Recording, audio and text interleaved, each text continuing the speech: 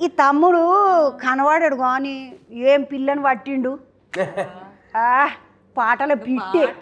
ఇంట్లో మొత్తం కాదు మంచిగా నేను నియంగా ఒక ముచ్చట చెప్తా తమ్మి నేను మా ఇంట్లో నేను పొద్దుగాల లేచిందంటే మా వెంకటేనట్లు జర పాటలు పెట్టు రేడియో పెట్టు పాటలు వినుకుంటే పని చేసుకుంటే చెప్ప అయిపోతుంది అంతే కదా అవునా కదా బుజ్జి పాటలు వినుకుంటుంటే ప్రశాంతం అనిపిస్తుంది అది నా పోరి పాటలు వింటే ఇంకా బాగా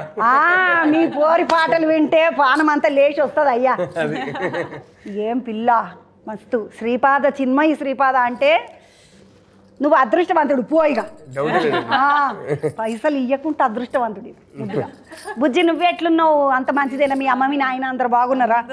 అక్కడ ఇప్పుడు కర్ణాటకలోనే ఉంటున్నావా హైదరాబాద్లో ఉంటున్నారు మైసూరు అంటే మహారాజు ప్యాలెస్ ఉంటుంది ఆడ అవును వెళ్ళినరా పోలేదమ్మా నన్ను ఎవరు తీసుకుపోయినరు నీ పెళ్ళికి కష్టపాటు ఓకే పెళ్ళికి పిలవవా ఎవలను పెళ్ళికి పిలవవా పిలుస్తా రష్మికమ్మ పెళ్ళికి నేను మహారాజా ప్యాలెస్ పోతాను నా పేరు రాసుకో మర్చిపోతావు మళ్ళా చేసుకుంటే మైసూర్ మహారాజా ప్యాలెస్ చేసుకుంటావా అదే చూడాలంటున్నాను పోనీ మీ అమ్మగారింటికి తీసుకుపో తీసుకెళ్తాం తీసుకుపో పెళ్ళి చేసుకున్నా పర్వాలేదు లేదు ఇంటికి పిలిచినా పర్వాలేదు మహారాజా ప్యాలెస్ నాకు అది చూపి బుజ్జి చూపిస్తా తమ్మి నువ్వు ఈ కథ మీ ఆమెను గురించి రాసుకుంటావా గింతగాను నువ్వు మామూలుగా మస్తు యాక్టర్ కదా బాగాని సినిమాలు చేసినావు పైసలు సరిపోలేదా తమ్మి మళ్ళీ డైరెక్టర్ ఎందుకు చేసినావు పైసలు కావాలంటే ఇప్పటికి వచ్చేవాడిని కాదండి సినిమాలు చేస్తున్నావు కదా అంటే చిన్నప్పటి నుంచి నా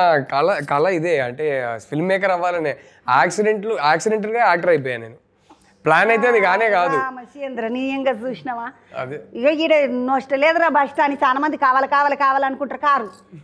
ఇప్పుడు ఈ పిల్లగానికి చూడు చిన్నప్పటి నుండి ఆలోచన ఉన్నదంటే ఇదే కావాలని అనుకున్నాడంటే ఇదే అయిందట కానీ నడిమిట్లు ఇంకొక తొవ్వలకు పోయిండు ఏదైతే పెట్రోల్ బంకులకైతే పోయేసి వచ్చినావు అంతే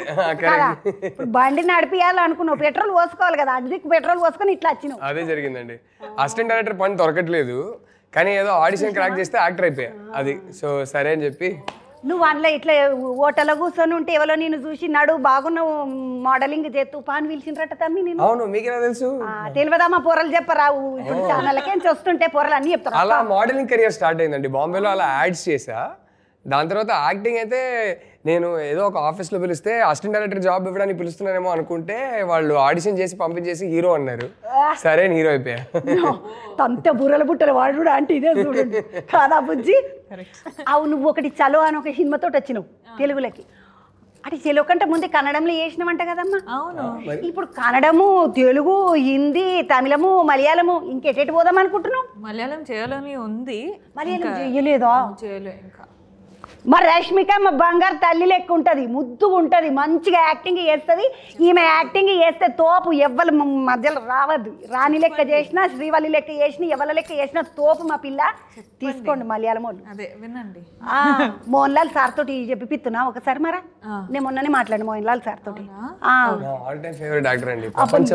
నేను కూడా చిన్నప్పటి నుండి చూసినా కానీ మొన్ననే కలిసి మాట్లాడినా